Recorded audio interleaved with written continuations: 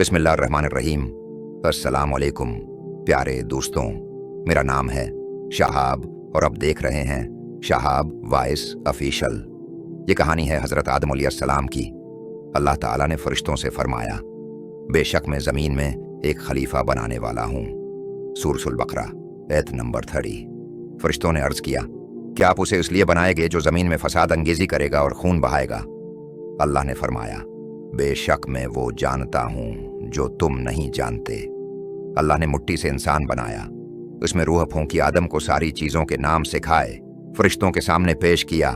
अल्लाह ने फरिश्तों को हुक्म दिया, आदम को सजदा करो।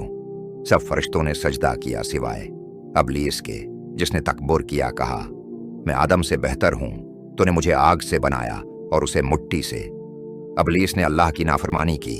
अल्लाह ने आदम और हवा को जन्नत में रखा, हर तरफ आज़ादी दी गई, सिर्फ एक दरख्त के करीब न जाने की मुमानात फरमाया, शैतान तुम्हारा खुला दुश्मन है। फिर शैतान ने किस्में खाकर बहलाया, कहा, तुम्हें हमेशा जिंदगी मिलेगी। दरख्त को बादशाही का दरख्त बताया, फरेब दिया कि तुम फरिश्ते बन जाओगे। दोनों ने दरख्त का फल खा लिया, उनके सित्र खुल गए, पेटने के पत्तों से ढांपना शुरू किया। शर्मसार हुए अल्लाह ने पूछा, क्या मैंने तुम्हें इस दरख्त से मना नहीं किया था?